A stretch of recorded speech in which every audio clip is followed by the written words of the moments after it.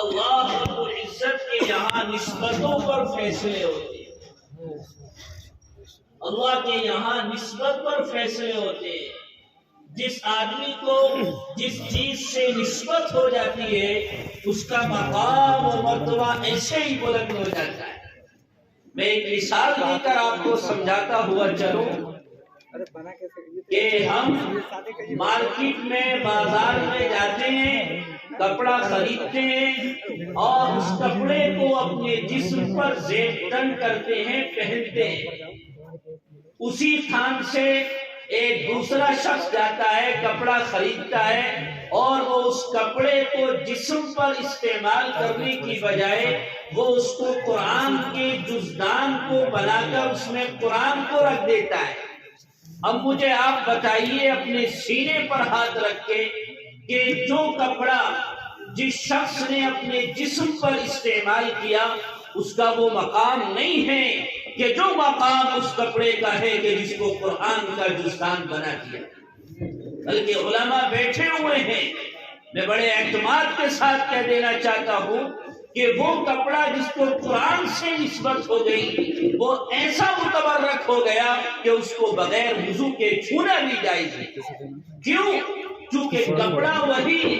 اس کے بنانے والی کمپنی وہی، اس کو بیچنے والا فروخت کرنے والا تاجر وہی، دکان وہی، تھان وہی۔ فرق کیا ہے؟ فرق ہے نسبتوں کا۔ اس کپڑے کو نسبت ہو گئی اللہ کے قرآن سے اور اس کپڑے کو نسبت ہے انسان کے جسم سے۔ جسم کا وہ مقام نہیں ہے، اس کو انسان اتارتا ہے اور واشنگ مشین میں یوں پھینک دیا یا کمرے کے کونے میں یوں ڈال دیا، چونکہ اس کی وہ تعظیم نہیں ہے جو تعظیم اس کپڑے کی ہے جو قرآن سے منسب ہو گیا۔ اچھی بات میرے بھائیوں، اللہ کے یہاں نسبتوں پر فیصلے ہوتے ہیں۔ اگر ہماری نسبت قرآن سے جڑ جائے اور ہماری تعلق قرآن سے ہو جائے اور ہمارا رشتہ قرآن سے ہو جائے تو قسم ہے رب الجلال کی، اللہ کے یہاں اللہ تبارک و تعالی اس نسبت کی برکت سے ہمیں محروم نہیں فرمائیں گے۔ اسی طرح آگے چلیے، ایک اینٹ ہے، ایک بھٹے میں تیار ہوتی ہے، سانچا ایک، معمار ایک، بنانے والا ایک، مزدور ایک، مٹی ایک، لیکن وہی اینٹ کہ جس کو بھٹی سے لایا گیا اور اس کو گھر کے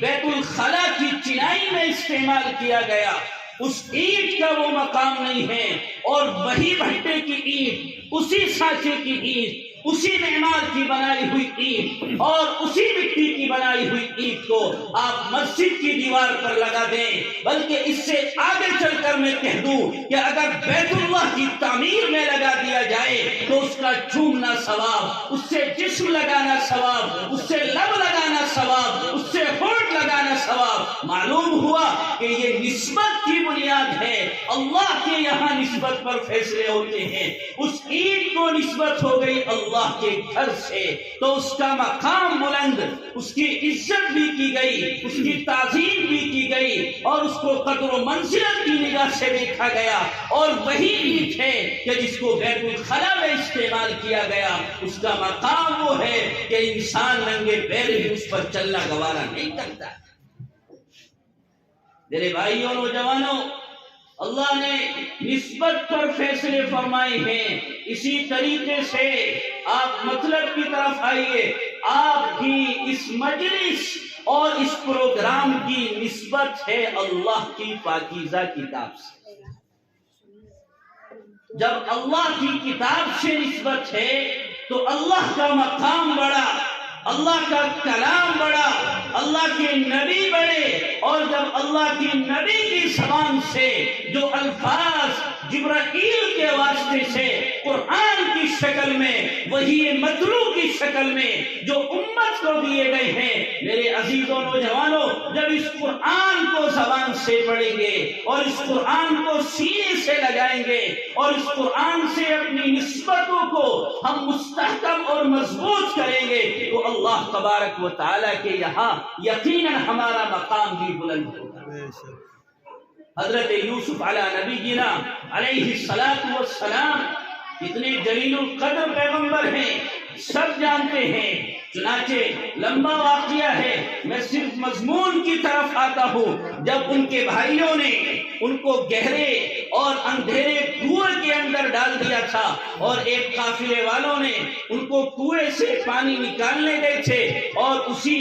کنویں سے جس من سے اور جس رسی اور ڈول سے پانی نکالا گیا اس ڈول میں حضرت یوسف علیہ السلام نکل کر آتے ہیں، انتہائی خوبصورت، بڑا وجیہ چہرہ، انتہائی منور چہرہ۔ چنانچہ ان لوگوں نے کہا کہ چلو اسے مصر کے بازار میں فروخت کرتے ہیں، اور اعلان عام کر دیا گیا کہ اس وقت کا سب سے خوبصورت بچہ، سب سے حسین بچہ، جس کے حسن کے چرچے ایسے ہیں کہ چاند بھی جن کے سامنے شرما جائے، ایسا حسین بچہ ہے۔ اور اس زمانے کی بڑی بڑی دولتیں، بڑی بڑی سلطنتیں اور بڑے بڑے بادشاہ ان کو خریدنے کے لیے اپنے خزانے کے خزانے اور ڈھیر کے ڈھیر لے کر آتے ہیں کہ چلو یوسف کو خریدتے ہیں، یوسف کو خریدتے ہیں۔ بولیاں لگتی ہیں، اسی خریداروں میں ایک بوڑھی عورت بھی نکلتی ہے،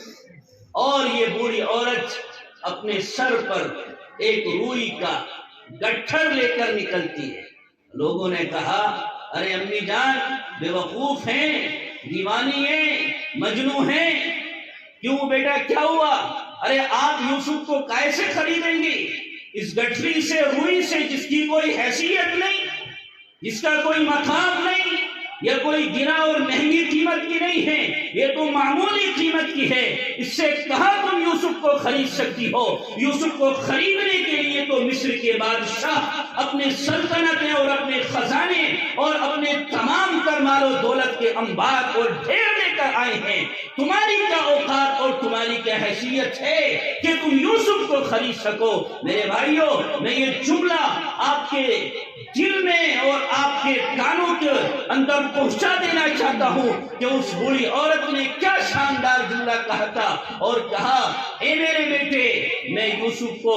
اس ڈھیر کی اس گٹھر سے خریدنے نہیں آئی ہوں، بلکہ میرا ارادہ یہ ہے کہ کل قیامت کے دن روز محشر میں اللہ یہ پوچھے کہ یوسف کے خریدار کون کون ہیں، آؤ قطار میں لگ جاؤ، لائن میں لگ جاؤ یوسف کے خریداروں۔ تو میرے پاس تو مال نہیں تھا، لیکن ہاں اتنا تھا کہ میں بھی خریدار بن کر شامل ہوں گی، تو میں بھی اس قطار میں لگ جاؤں گی کہ اللہ تھا کچھ نہیں، مال کچھ نہیں، گدڑیاں میرے پاس ہیں، لیکن تیرے نبی کو خریدنے کے لیے میں نے اونچی نسبت کے لیے، میں نے بڑی نسبت کے لیے اور نبی کی نسبت کے لیے میں نے یہ کام کیا ہے۔ کل یوسف کے خریداروں میں میرا نام آ جائے، اس نسبت سے میں یہاں پر آئی۔ میرے بھائیوں، یہ کوئی معمولی نسبت نہیں ہے،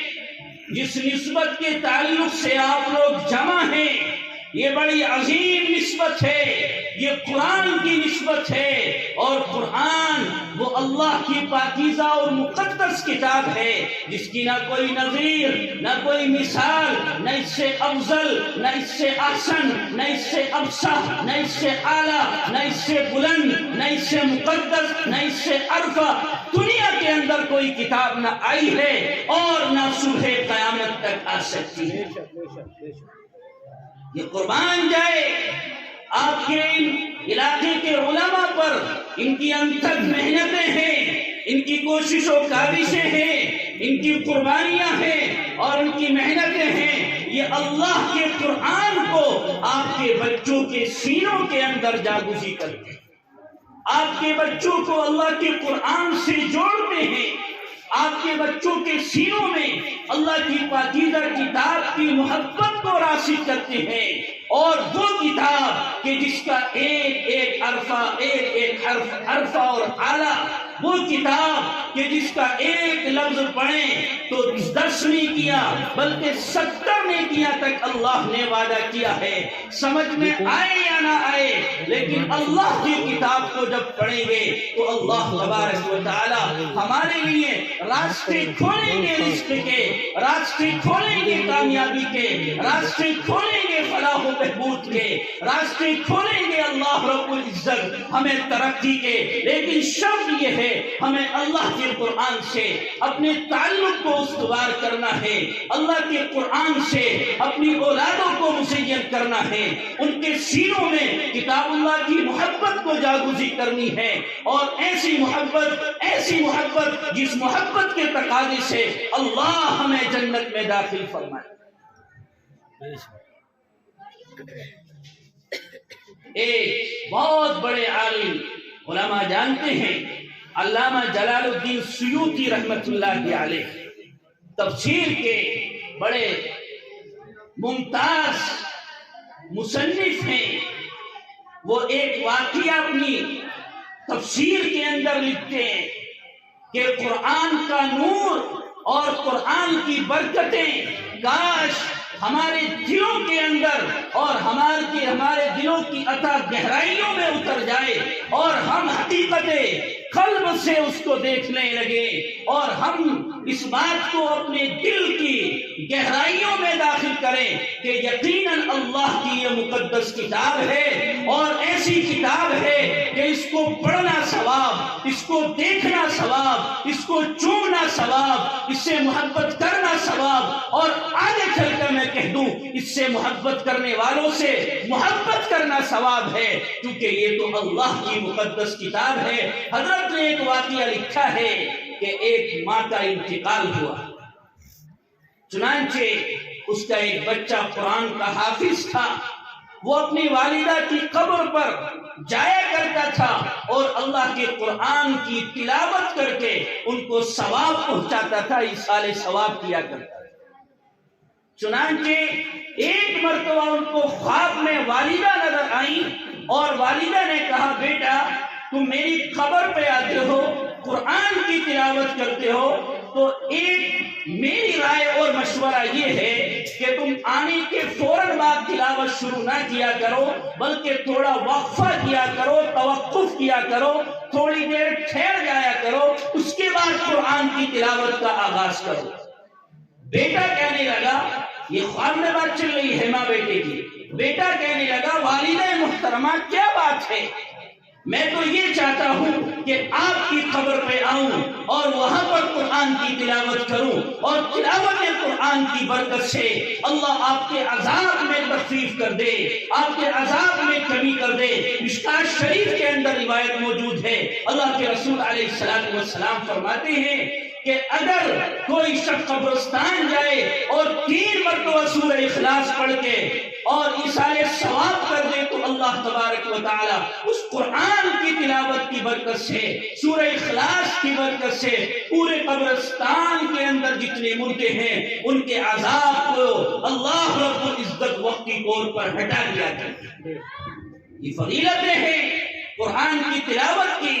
میرے بھائیوں، تو والدہ نے کہا کہ بیٹا ذرا قبر پر آیا کرو تو تھوڑی دیر رک جایا کرو اور اس کے بعد 2-4 منٹ رک جاؤ، اس کے بعد تلاوت کا آغاز کیا کرو. بیٹے نے دریافت کیا کہ والدہ اس کی وجہ کیا ہے، اس کا ریزن بتلائیے، کیا وجہ ہے کہ آپ مجھ سے یہ درخواست کرتی ہیں کہ تھوڑی دیر انتظار کیا کرو. والدہ عرض کرنے لگی کہ اے میرے لخت جگر، اے میرے نور نظر، اے میرے دل کے ٹکڑے، اے میرے خون، اے میرے قلب و جگر کے قریب رہنے والی ذات، اے میرے بچے سن، جب تو قرآن پڑھتا ہے اور میری قبر پر کھڑا ہوتا ہے اور میرے سامنے تیرا چہرہ ہوتا ہے تو تیرے منہ سے جو قرآن کی تلاوت کے الفاظ نکلتے ہیں ان الفاظ کے ساتھ ایسا نور نکلتا ہے، ایسا نور نکلتا ہے کہ اس نور کی روشنی میں مجھے تیرا چہرہ نظر نہیں آتا، مجھے تیرا رخسار نظر نہیں آتا، مجھے تیرا چہرہ انور دکھائی نہیں دیتا. اے میرے بیٹے جب تو آیا کر تو تھوڑی دیر رک جایا کر تاکہ میں تیرے چہرے اپنے دل کو سکون دے لوں۔ میرے عزیزوں، یہاں یہ بات ملتی ہے کہ قرآن کی تلاوت یقیناً یہ اللہ کا نور ہے، اور ایسا نور ہے، ایسا سرور ہے اور ایسی کیفیت ہے کہ انسان جب اس نور کو اور اللہ کی قرآن کی تلاوت سے اپنی زبان کو رطب اللسان کرتا ہے اور اپنی زبان کو اللہ کی قرآن کی تلاوت سے آشنا کرتا ہے، تو اللہ ایک نور بھیجتے ہیں، اور اس نور کی روشنی اور اس نور کی روشنی اور اس نور کی تابناکی ایسی ہوتی ہے کہ انسان وہم و گمان بھی نہیں کر سکتا۔ اور بتائیے مجھے یہ نور کب ہوگا؟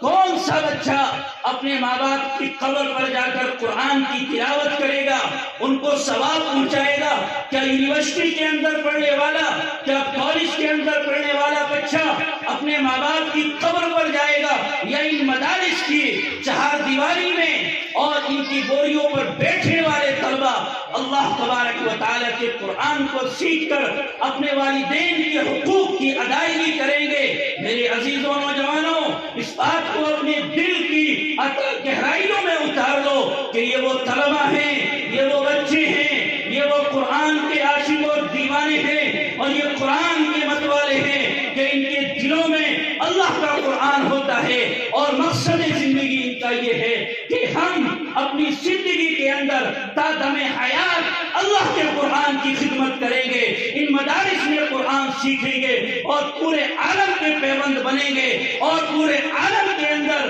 چہار داغ عالم میں پھیل کر اللہ کے دین کی خدمت کریں گے، اللہ کے قرآن کی خدمت کریں گے، اللہ کے دین کی اشاعت کریں گے۔ اور یہ قرآن ہی کی تو برکت ہے کہ جس نے دنیا کے ایک ایک مسئلے کو حل کر دیا، ایسا حل کیا،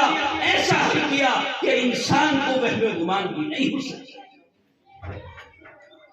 ایک ایک چیز کے حقوق کو اللہ نے اپنی مقدس کتاب میں بڑی صراحت کے ساتھ بیان فرمایا ہے، اور قرآن یہ تو سمندر ہے، یہ آب حیات ہے، یہ دستور نامہ ہے، یہ منشور نامہ ہے، یہ امت کے لیے رہنمائی کی کتاب ہے۔ لیکن افسوس یہ ہے کہ آج کا مسلمان یہ سمجھتا ہے کہ بس یوں ہی قرآن کو گھر کے تاپ کے اندر رکھ دیا اور یہ سجانے کی کتاب بن گئی، اس کی تلاوت کی کوئی ضرورت نہیں، اس کو پڑھنے کی کوئی ضرورت نہیں، اس پر عمل پیدا ہونے کی کوئی ضرورت نہیں، اس کو اپنے دلوں کے اندر داخل کرنے کی کوئی ضرورت نہیں۔ علماء سے اس کے مضامین، اس کی تشریحات، اس کی توضیحات اور اس کی وضاحتیں سننے کی کوئی ضرورت نہیں، بلکہ قرآن کے حقوق اس وقت ادا ہوں گے جب ہم قرآن سے محبت رکھنے کے ساتھ ساتھ ان کے حقوق کو بھی حتی الامکان ادا کرنے کی کوشش کریں گے۔ اور قرآن کے حقوق یہ ہیں کہ جو حافظ قرآن ہے وہ روزانہ قرآن کا ایک پارہ پڑھے، جو نادرہ خواہ ہیں وہ کم از کم روزانہ قرآن کے 5 رکوع یا 1 ربع یا اسی طریقے سے چوتھائی پارہ پڑھے، اور جو نادرہ خواہ بھی نہیں ہے وہ کم از کم یہ کوشش کرے۔ اور وہ میری مائیں بہنیں، وہ ہماری مسکرات جو قرآن کی تلاوت سے نابلد ہیں اور قرآن کی تلاوت نہیں جانتی ہیں، ان کی ذمہ داری یہ ہے کہ وہ علماء کے بعد وہ اپنے شوہروں سے قرآن کو سیکھیں اور اس انداز سے سیکھنے کی کوشش کریں کہ یہ قرآن ہمارے لیے زندگی گزارنے کا ایک بہترین طریقہ بنے، ایک بہترین راہ ہدایت بنے۔ میرے عزیزوں، یہ قرآن اللہ تبارک و تعالیٰ کی جانب سے ایک ایسی مقدس کتاب ہے، ایسی مقدس کتاب ہے، اگر انسان اس کے مضامین کو مینوان اپنے سینوں کے اندر داخل کر لے تو اللہ کی کتاب میں کوئی ایسا مضمون ایسا نہیں ہے جو اللہ کی کتاب کے اندر امت کی رہنمائی کے لیے نہ ہے۔ ہر مسئلہ اللہ نے قرآن میں ذکر کیا ہے۔ ماں باپ کے حقوق کیا ہیں قرآن فرماتا ہے، پڑوسی کے حقوق قرآن فرماتا ہے، رشتہ داروں کے حقوق قرآن ذکر کرتا ہے۔ تفصیل کا موقع نہیں ہے، تفصیل کا وقت نہیں ہے، میں صرف اشارتاً اور کنایتاً آپ حضرات کو یہ بتاتا چلتا ہوں کہ دنیا کے ہر مسئلے کا حل قرآن میں ہے، ہر مسئلے کا حل قرآن میں ہے۔ لیکن آج ایک بات کی طرف اشارہ کرتا ہوا چلوں کہ آج امت کی نوجوانوں میں، چاہے وہ مائیں ہو، چاہے وہ ہماری بیٹیاں ہو یا ہمارے بیٹے ہو یا ہمارے نوجوان ہو جو عنفوان شباب پر پہنچے ہیں، آج ان کے اندر اپنے والدین کے تعلق سے نافرمانیاں بالکل بڑھتی چلی گئی ہیں، بلکہ یہ کہہ دیا جائے تو یہ مبالغہ نہیں ہوگا کہ آج اولاد اپنے والدین کے بات تسلیم کرنے کے لیے تیار ہی نہیں، بلکہ اپنے والدین کو اپنا والدین ہی نہیں سمجھتے۔ کاش انہیں یہ قربانیاں معلوم ہو جائیں اور انہیں یہ حقوق معلوم ہو جائیں جو قرآن نے ببانگ دہل بڑی وضاحت کے ساتھ ارشاد فرمائے ہیں، وَقَضَىٰ رَبُّكَ أَلَّا تَعْبُدُوا إِلَّا إِيَّاهُ وَبِالْوَالِدَيْنِ إِحْسَانًا۔ بہت تفصیلیں آپ علماء سے سنتے رہتے ہیں۔ چنانچہ ایک واقعہ ذہن میں آیا، حضرت موسیٰ علیہ السلام، کون نہیں جانتا ہے، اللہ رب العزت کے ایک جلیل القدر پیغمبر ہیں، کلیم اللہ کی لقب سے ان کو یاد کیا جاتا ہے، اللہ سے بات کرتے تھے اس لیے ان کو کہا جاتا ہے کلیم اللہ۔ چنانچہ ایک مرتبہ حضرت موسیٰ علیہ نبی جینا علیہ السلام نے اللہ سے کہا، اے اللہ، اے پیارے اللہ، میں دیکھنا چاہتا ہوں کہ کل جنت میں میرے ساتھ کون ہوگا، یعنی جنت میں میرا ساتھی کون ہوگا، کون معلوم کر رہے ہیں؟ حضرت موسیٰ علیہ السلام اللہ سے، اللہ تبارک و تعالیٰ نے حضرت موسیٰ علیہ السلام سے فرمایا، اے موسیٰ، تم یہ دیکھنا چاہتے ہو کہ جنت میں کل کون تمہارا ساتھی ہوگا اور کون تمہارے ساتھ جنت کے اندر ہم نشینی اور رفاقت اختیار کرے گا، تو سنو، جاؤ فلاں بستی میں، اور اس بستی کے اندر ایک قصاب ہے، ایک قصائی ہے، ایک گوشت بیچنے والا ہے، جاؤ اس کے پاس جاؤ، وہ تمہارا جنت کے اندر جنت میں ساتھی ہوگا۔ حضرت موسیٰ علیہ السلام بڑے حیران کہ میں وقت کا نبی، وقت کا پیغمبر، اور اللہ نے مجھے اپنا کلیم اللہ بنایا ہے، اپنی ایک خاص صفت مجھے دی ہے، اور جنت میں جو میرے ساتھ ہوگا وہ ایک عام آدمی یعنی قصائی اور قصاب۔ لیکن اللہ کا حکم تھا، موسیٰ کے سمجھ میں آئے یا نہیں آئے، اللہ کا حکم ہے، ماننا ہے، حق ہے، تسلیم کرنا ہے۔ چنانچہ حضرت موسیٰ علیہ السلام نے رخت سفر باندھا اور اس بستی کے اندر پہنچے جس بستی کا اللہ تبارک و تعالیٰ نے اشارہ دیا۔ حضرت موسیٰ علیہ السلام اسی دکان پر پہنچے، دیکھا ایک قصائی ہے، گوشت بیچ رہا ہے، وہاں پر گاہک کھڑے ہیں، کوئی 1 کلو 2 کلو اپنی حیثیت کے مطابق گوشت خرید رہے ہیں۔ حضرت موسیٰ علیہ السلام نے سلام کیا، ان قصاب نے سلام کا جواب دیا اور اس کے بعد کہا ذرا تشریف رکھیے، اجنبی معلوم ہوتے ہیں۔ حضرت موسیٰ نے کہا اجنبی ہوں اور اس علاقے میں مہمان ہوں۔ چنانچہ جب گوشت فروخت ہو گیا اور تھوڑا گوشت بچا، اس قصاب نے اپنے تھیلے میں اس کو پیک کیا اور ان مہمان سے یعنی حضرت موسیٰ سے کہا آپ کہاں ٹھہرے ہیں؟ کہا میں تو پردیسی ہوں، اجنبی ہوں، کوئی جانتا نہیں ہے، کسی سے شناسائی نہیں، کسی سے تعارف نہیں۔ حضرت موسیٰ نے کہا، اس قصاب نے کہا میرے یہاں ٹھہرو گے؟ کہا ٹھیک ہے، بڑی اچھی بات، جزاک اللہ، آپ کا شکریہ۔ بہرحال وہ قصاب حضرت موسیٰ کو اپنے گھر لے گئے۔ گھر لے جانے کے بعد ان کو بیٹھا دیا گھر میں، اور یہ قصاب اندر گیا اور اندر جانے کے بعد اس نے اس گوشت کو پکنے کے لیے تیار ہونے کے لیے رکھ دیا۔ جب یہ کھانا تیار ہو گیا تو یہ قصاب ایک بستر پر گدا بچھایا، تکیہ لگایا اور اندر داخل ہوا اور اندر سے اپنی گود میں ایک بوڑھی عورت کو لا کر اس بستر پر لیٹا دیا۔ حضرت موسیٰ علیہ السلام یہ واقعہ دیکھ رہے ہیں اور ایک ایک بات کو نوٹ کر رہے ہیں کہ یہ کیا منظر ہے، ابھی سمجھ میں نہیں آ رہا ہے حضرت موسیٰ کے۔ چنانچہ اس کے بعد جب کھانا تیار ہوا تو اس شخص نے اپنی اس بوڑھی عورت کو جو ماں تھی اس کو وضو کرایا، کلا کرایا، منہ صاف کیا اور اس کے بعد کھانا پیش کیا، اپنے سینے سے بیٹھا کر ان کو کھانا کھلایا اور اس کے بعد ہاتھ صاف کیے، چہرہ صاف کیا، اور اس کے بعد اس عورت نے کچھ کہا، اس بوڑھی عورت نے کچھ کہا، وہ کچھ بولی۔ حضرت موسیٰ نے اس شخص سے کہا کہ اس بوڑھی عورت نے جو تمہاری ماں ہے کیا کہا؟ تو وہ قصاب کہنے لگا حضرت چھوڑیے، بوڑھی ہے، یہ تو یوں ہی بکتی رہتی ہے۔ حضرت موسیٰ نے کہا نہیں بھائی، کچھ بھنبھناہٹ کی آواز آئی لیکن الفاظ صاف نہیں تھے، میں سمجھ نہ سکا، کچھ تو کہا ہے۔ حضرت موسیٰ نے پھر پوچھا اور ایک قصاب نے جو بیٹا تھا کہا حضرت چھوڑیے، یوں ہی یہ سکیا گئی ہیں، 70-80 سال کی ہو گئی ہیں، یہ تو بولتی رہتی ہیں، ان کو عادت ہے، آپ چھوڑیے نا اپنا کام کیجئے، میں آپ کو کھانا کھلاتا ہوں۔ حضرت موسیٰ نے کہا نہیں، میں کھانا نہیں کھاؤں گا، پہلے مجھے بتاؤ اس بوڑھی عورت نے کیا کہا۔ جب بارہا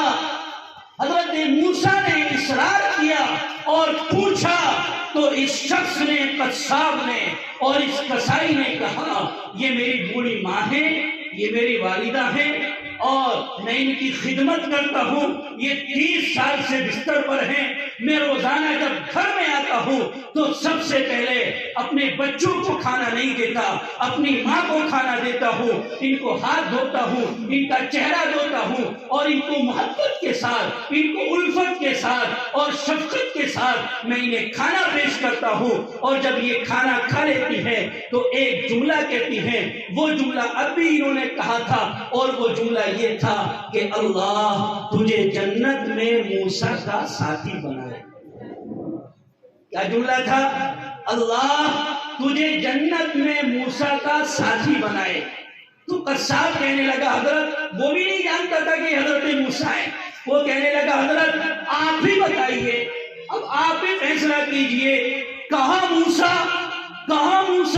اور کون موسیٰ؟ کلیم اللہ، کون موسیٰ؟ اللہ کے رسول، کون موسیٰ؟ اللہ کے پیغمبر، کون موسیٰ؟ وقت کے ولی اور ولیوں کے ولی اور اماموں کے امام اور کتبوں کے اقطاب کے کتب، اتنی بڑی شخصیت وہ موسیٰ، اور میں ایک ادنا درجے کا آدمی، نہ پابندی سے نماز پڑھتا ہوں، نہ پابندی سے روزے رکھتا ہوں، نہ پابندی سے زکات دیتا ہوں، نہ صوم و صلات کا پابند ہوں، نہ اتنا دیندار آدمی ہوں، اب آپ ہی بتائیے یہ ہے نہیں ہے بے وقوف، یہ سٹیا گئی ہے نہیں سٹیا گئی ہے کہ کہتی ہے کہ اللہ تجھے جنت میں موسیٰ کا ساتھی بنائے۔ حضرت موسیٰ نے جب یہ جملے سنے، حضرت موسیٰ کی آنکھوں سے آنسو اشکبار ہو گئے، ان کی آنکھوں سے آنسو گرنے لگے اور ایسے گرنے لگے حضرت موسیٰ کا پورا چہرہ اور پورا رخسار آنکھوں سے تر ہو گیا، آنسوؤں سے تر ہو گیا، اور کہنے لگے اے میرے عزیز، اے میرے پیارے، اے میرے قریب، اے میرے دوست، میں ہی موسیٰ ہوں، میں ہی کلیم اللہ ہوں، اور سن مجھے اللہ نے کہا تھا کہ موسیٰ اگر تو جنت میں اپنا رفیق دیکھنا چاہتا ہے، اپنا دوست دیکھنا چاہتا ہے، اپنا ساتھی دیکھنا چاہتا ہے تو جا موسیٰ فلاں بستی میں پہنچ، وہاں میرا اللہ کا ایک بندہ ہے اور وہ تیرا جنت میں ساتھی ہے، اور سن لے موسیٰ وہ جنت میں تیرا ساتھی کیوں ہوگا، اس نے ماں کی ایسی خدمت کی ہے، ایسی خدمت کی ہے، ایسی خدمت کی ہے کہ اللہ کو بھی اس کی خدمت پر رشک آ گیا، اور اللہ نے ماں کی خدمت کے نتیجے میں یہ اعلان کر دیا، اے لوگوں سنو، یہ قصاب، یہ معمولی درجے کا انسان کل قیامت کے دن ایک وقت کے نبی کا ساتھی اور رفیق ہے۔ میرے عزیزوں، یہ واقعہ سنانا مقصود نہیں ہے، بتانا مقصود یہ ہے کہ والدین کی خدمت پر اللہ نے کیا اجر رکھا ہے۔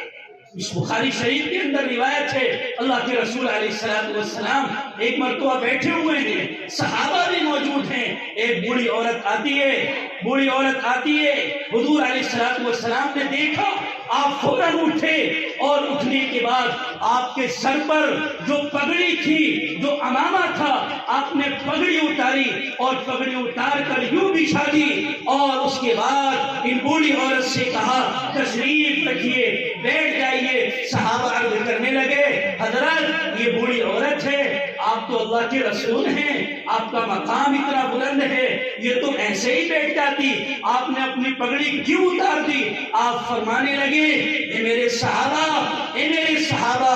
یہ میری رضاعی ماں حلیمہ سعدیہ ہیں انہوں نے مجھے دودھ پلایا ہے اور ان کا مقام یہ ہے کہ میری سر کی پگڑی کی بھی ان کے سامنے کوئی حیثیت ہے. اس لیے حضور نے صاف اعلان فرمایا الجنت تحت اقدام الامہات کہ جنت تو ماؤں کے قدموں کے نیچے ہے. ہم جنتیں کہیں اور تلاش کرتے ہیں ماں باپ کو ناراض کرتے ہیں. اے نوجوانوں اے میری ماؤں بہنوں آپ کو یہ پیغام دے کر جانا چاہتا ہوں اور یہ بدلہ دینا چاہتا ہوں کہ اگر ہمیں دنیا میں کامیاب ہونا ہے تو اپنی والدین کی خدمت کو اپنے اوپر لازم سمجھ لو اور ایسی لازم سمجھ لو ایسا لازم سمجھ لو کہ جب تک جسم کے اندر ایک بھی سانس موجود ہے ماں باپ کس مقام پر ہے ان کی کیسی بھی حیثیت ہے. اگر ماں باپ تمہارے حق ادا نہیں کرتے تم پر ظلم کرتے ہیں اگر ماں باپ کافر ہیں مشرک ہیں جہریے ہیں ایمان والے نہیں ہیں آقا نے پھر بھی فرما دیا کہ تم پر ان کی خدمت کرنا واجب ہے تم پر ان کی خدمت کرنا ضروری ہے. اس لیے آج معاشرے میں سماج میں یہ برائی عام ہوتی چلی گئی. والدین کے ساتھ عجیب و غریب قسم کے الفاظ ایک نوجوان طبقہ استعمال کرنے لگا اور بیٹیاں استعمال کرنے لگی. وقت گنجائش نہیں دیتا ورنہ گفتگو تو بڑی لمبی کی جا سکتی ہے اس موضوع پر لیکن چند گزارشات آپ کے سامنے کر کے